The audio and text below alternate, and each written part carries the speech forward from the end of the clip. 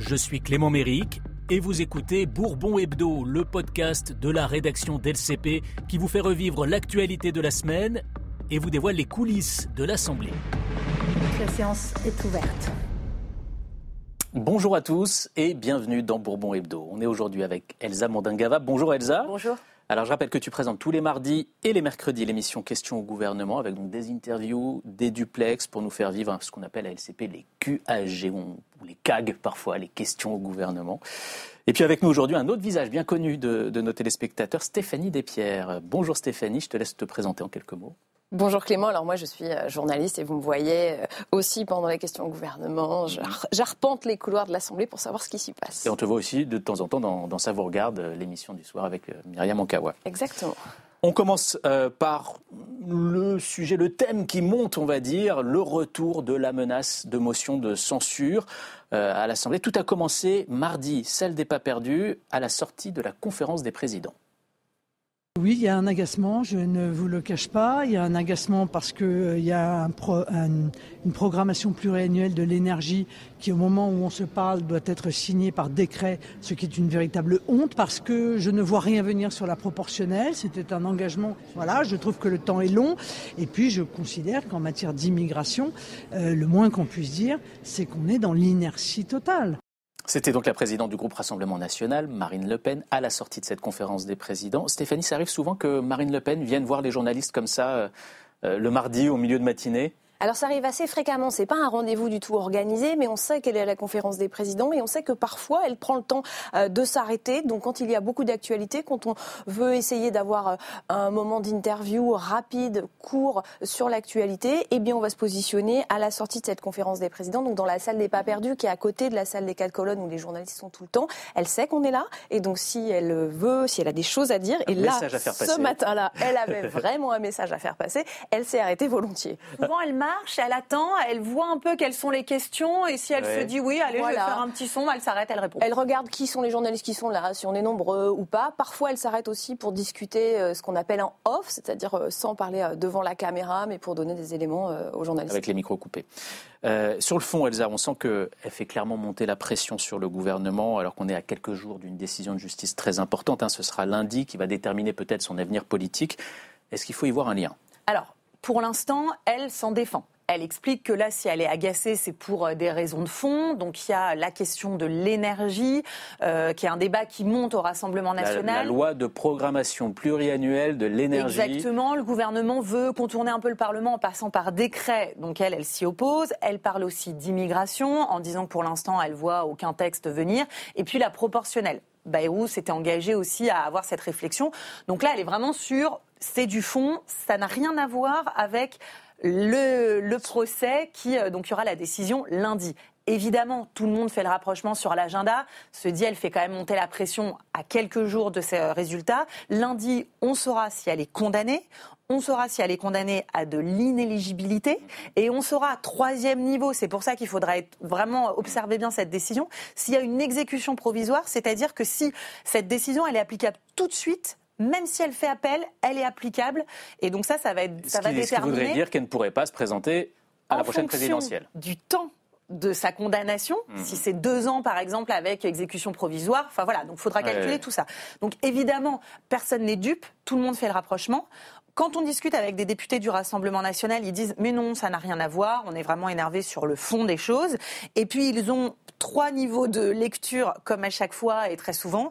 Elle est innocente, donc pour l'instant, pour nous, elle sera innocentée. Donc ils ne veulent pas forcément se projeter tout de suite dans une condamnation parce qu'ils veulent rappeler que pour eux, elle est innocente.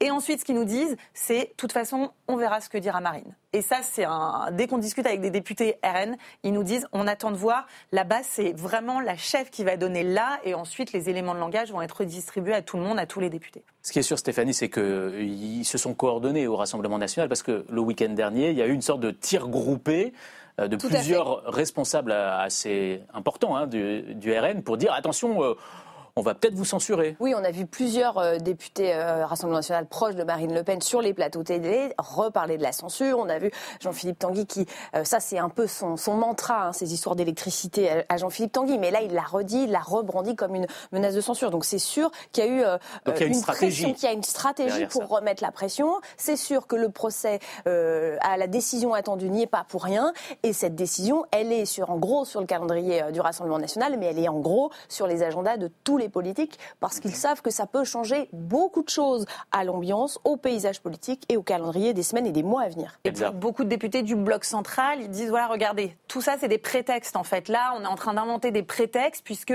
Marine Le Pen veut commencer à préparer l'opinion si jamais elle décide de censurer.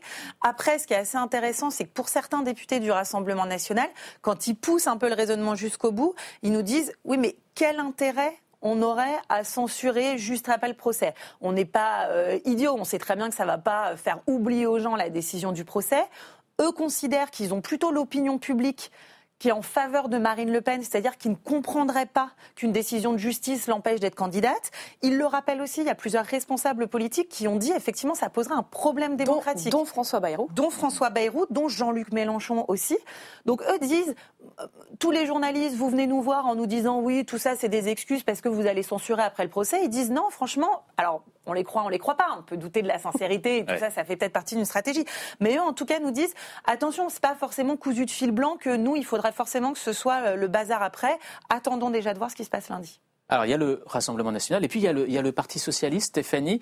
Là aussi, le ton monte contre le gouvernement depuis quelques jours. Mais alors dans les faits, est-ce que le PS est prêt à censurer ou pas le gouvernement? Est-ce que ça a été débattu en réunion de groupe mardi? Oui, ça a été débattu mardi et ça le sera encore mardi prochain. Il y a vraiment des vrais débats au sein du Parti socialiste et la cote, si l'on peut dire, de la censure remonte. Même chez moi, j'ai discuté il y a quelques jours avec un député qui n'est pas un député socialiste qui aime vraiment censurer et là qui dit « je ne vois pas comment on peut ne pas censurer » parce que il y a eu les déclarations de François Bayrou sur les 62 ans qui ont un peu complètement mis à plat le conclave sur les retraites et ce député-là m'expliquait en me disant en plus il vaut mieux censurer maintenant, on aura un coût de l'instabilité moins important parce que si on censure en septembre ou si on censure sur le budget, eh bien c'est pendant le budget donc les conséquences sont énormes, ce sera quelques mois avant les municipales, ça risque de générer de l'instabilité dans le pays. Donc un certain nombre de députés socialistes se disent que c'est peut-être le moment de censurer. Alors certains veulent attendre la fin officielle du conclave sur les retraites qui est prévu. Parce que la CFDT mise encore sur ce la CFDT, le PS ne veut pas empêcher la CFDT d'avancer sur certains sujets. Voilà, c'est ça. Certains veulent attendre la fin du conclave, d'autres disent il faut censurer dès maintenant. Ils ont aussi la pression des autres groupes du nouveau Front populaire. Et par exemple, dans le socle commun, on a très bien identifié que la zone la plus risquée pour le gouvernement, c'est l'atterrissage du conclave sur les retraites fin mai, début juin. Est-ce que juste tu as une idée du rapport de force au sein du groupe PS entre les pros et les anti-censures? Alors pour l'instant, pas hyper précisément, pas de manière très chiffrée, mais je dirais à plus de 50%, on est sur de la censure. Ah oui. Et ce qui est assez marrant quand on discute avec certains, soit des députés, soit des collaborateurs, c'est qu'ils disent en fait on n'a pas envie de censurer. On n'a pas envie, parce qu'en plus le PS est aussi au milieu d'un congrès, donc il y a des échéances pour eux.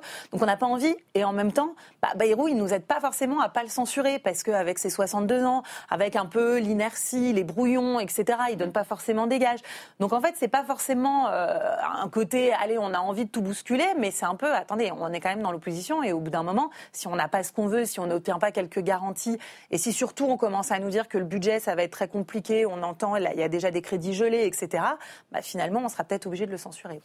Et alors, les députés du Bloc central essayent de se rassurer en se disant « oui, mais c'est le Congrès, ils ne vont pas censurer à ce moment-là, ce sera trop compliqué, etc. » Alors, ce qui est sûr, en tout cas, c'est que les socialistes ils vont devoir se positionner assez vite parce que LFI est en train de préparer une motion de censure. Où est-ce qu'elle en est Alors, selon nos informations, elle a été proposée par la France Insoumise aux écologistes et aux communistes qui sont en train d'y réfléchir.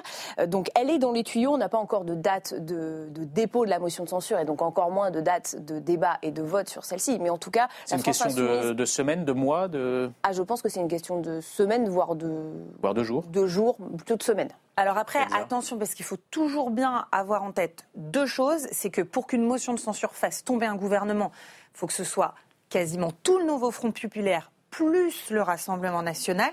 Donc il faudrait quasiment tout le groupe socialiste vote aussi et le Rassemblement national.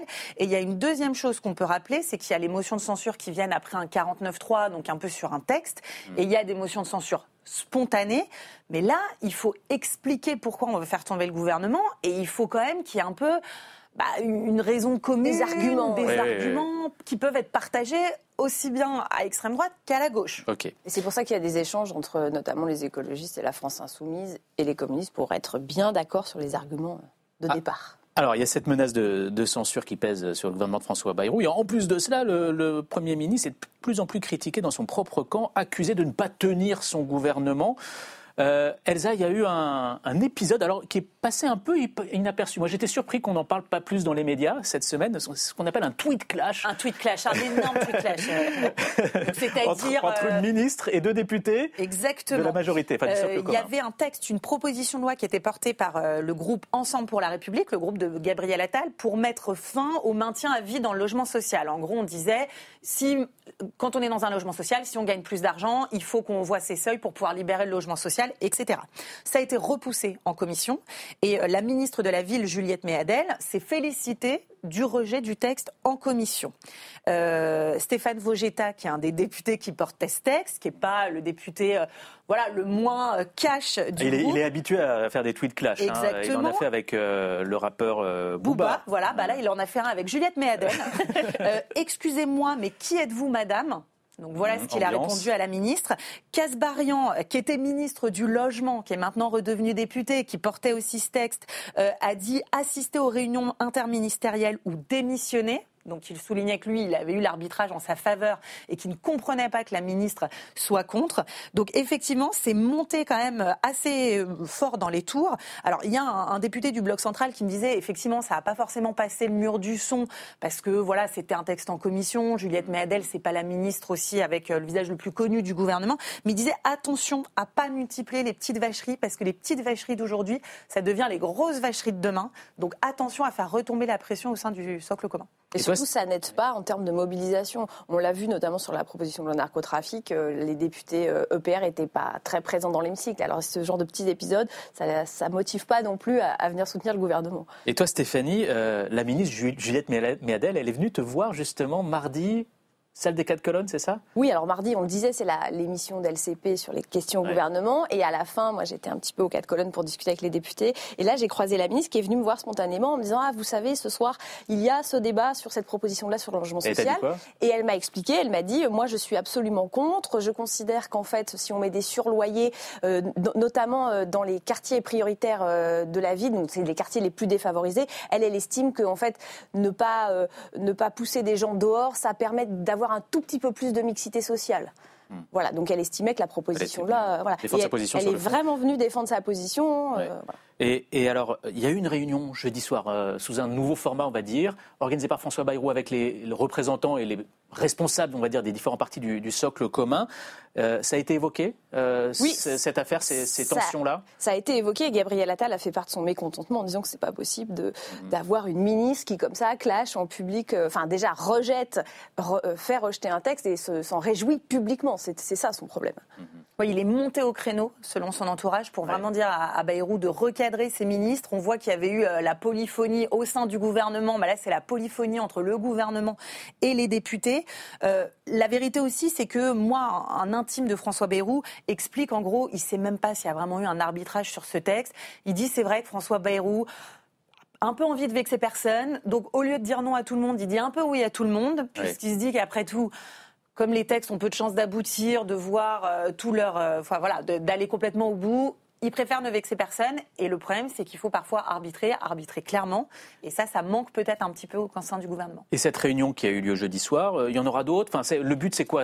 Alors, il a été reproché à François Bayrou de ne pas réunir les chefs de parti. Ça, c'est une critique qu'on a énormément entendue du côté d'Horizon. On sait quand même qu'avec Édouard Philippe, il y a eu des piques très importantes entre le Premier ministre et l'ancien Premier ministre. Donc, ils se sont vus tous les deux pour échanger. Mais c'est vrai que beaucoup disaient qu'il faut que les chefs de parti soient beaucoup plus associés. Il y a un petit déjeuner le mardi matin, mais qui est avec les présidents de groupes parlementaires. Alors, on a le sentiment peut-être les Français qui nous écoutent se disent bon, c'est un peu la même chose, parti, groupe. C'est pas pareil, c'est pas les mêmes étages, c'est pas les mêmes stratégies. Et en plus, là, il y a des échéances, il y a des législatives partielles qui arrivent, donc il faut aussi se coordonner. Et ça, c'est les partis qui gèrent. Donc voilà, il y a des municipales déjà qui sont dans toutes les têtes et qui sont en mars 2026. Donc c'est important d'organiser ça. Ouais. Alors, il y a un problème de polyphonie entre gouvernement et députés ou au sein même du gouvernement. Et puis, il y a des tensions au sein même du gouvernement, Stéphanie, liée à la campagne LR. Oui, la campagne pour la présidence du parti entre Laurent Wauquiez et Bruno Retailleau, qui, je vous rappelle, est ministre, alors que Laurent Wauquiez ne l'est pas. Il y a des vraies tensions et plusieurs ministres m'ont raconté cette semaine que ça pesait énormément sur le gouvernement.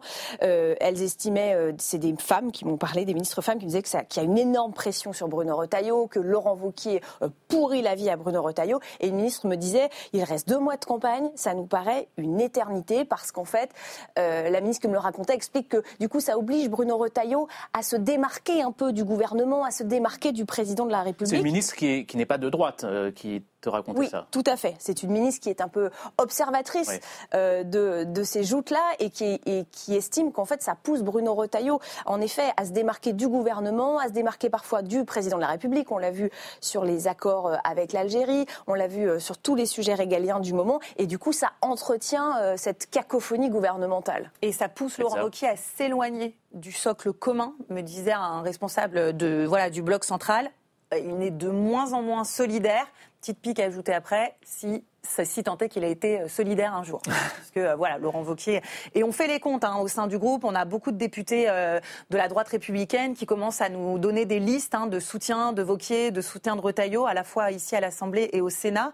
Et les soutiens de Bruno Retailleau soulignent qu'il est très soutenu par les parlementaires, alors que lui, Laurent Wauquiez, fait vraiment pas le plein dans son groupe. Ce qui ne présage de rien, on rappelle que ce sont les militants du parti. Adhérents du parti. Et Laurent Wauquiez, c'est faire des cartes. C'est aussi l'expression qu'on entend énormément parmi les gens qui observent cette campagne. Il ratisse le terrain, ça, il avait une longueur d'avance sur Bruno Retailleau. Il est dans les territoires, il avait entamé une tournée partout en France chez les militants depuis au moins la rentrée dernière. Et ça, faire campagne, il sait faire. Donc on verra ce que ça donnera à l'issue du congrès qui est prévu mi-mai. Il y a un autre sujet qui a suscité des débats cette semaine dans le socle commun, c'est ce qui s'est passé lors de la séance de questions au gouvernement mardi. L'antisémitisme, depuis le 7 octobre, ce sont 2 chiffres et 3 lettres. L-F-I. Honte à un parti et à Jean-Luc Mélenchon qui considère que l'antisémitisme est résiduel alors qu'il le ramène à un niveau structurel. C'était donc la ministre Aurore Bergé, haro sur LFI, on l'a compris, accusée de faire monter l'antisémitisme. Elsa, ça fait débat dans le socle commun, cette stratégie? Oui, on ajoute à ça, puisque Aurore Bergé est assez alignée avec Bruno Retailleau, qui lui considère que l'antisémitisme d'extrême droite est maintenant résiduel. Il y a des députés du socle commun qui sont en désaccord sur le fond, déjà en disant les dernières législatives ont montré qu'au sein du Rassemblement national, il y avait de l'antisémitisme. Donc vraiment sur une question de fond, puis sur une question... Juste pour bien comprendre, c'est que ces personnes dont tu parles estiment qu'il ne faut pas taper que sur LFI. Exactement. Voilà, dire sur ce sujet de l'antisémitisme. L'antisémitisme, d'où qu'il vienne, et il ne faut pas passer sous silence celui qui vient de l'extrême droite. Oui. Pour des raisons de fond, puis pour des raisons politiques, parce qu'ils nous disent, mais attendez, nous le danger c'est Marine Le Pen en fait, et sur cette question-là, on l'attaque pas du tout, on est complètement focalisé sur LFI. Donc ils disent au gouvernement, attention à pas oublier de rappeler soit les origines, il y a longtemps, et même des derniers mois, sur tous les affaires d'antisémitisme qui a pu exister au sein du parti. Et toi, Stéphanie, tu as pu voir Aurore Bergé cette semaine. Qu'est-ce qu'elle t'a dit ? Elle explique que sa stratégie, c'est de ne pas laisser le champ libre, c'est un peu ce que disait Elsa, au Rassemblement national, parce que si personne ne critique la stratégie de la France insoumise sur l'antisémitisme, eh bien, il n'y a que le Rassemblement national qui le fera, et elle estime qu'il faut être audible.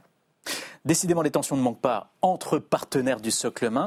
Il y a un sujet qui crispe fortement la droite, c'est l'ordre du jour des semaines à venir à l'Assemblée. Et tout ça a été discuté mardi lors de la fameuse conférence des présidents, Elsa. Voilà, en conférence des présidents, c'est le gouvernement qui a la main sur l'ordre du jour. C'est une réunion qui rassemble tous les mardis la présidente de l'Assemblée, les présidents des différents groupes et le ministre des Relations avec le Parlement. Les présidents de commission et le ministre des Relations avec le Parlement. Il y avait un arbitrage à faire, on en avait entendu parler la semaine dernière. dernière, il y a une proposition de loi qui est très attendue parmi le monde agricole, notamment les organisations syndicales agricoles, qui s'appelle la loi Duplon.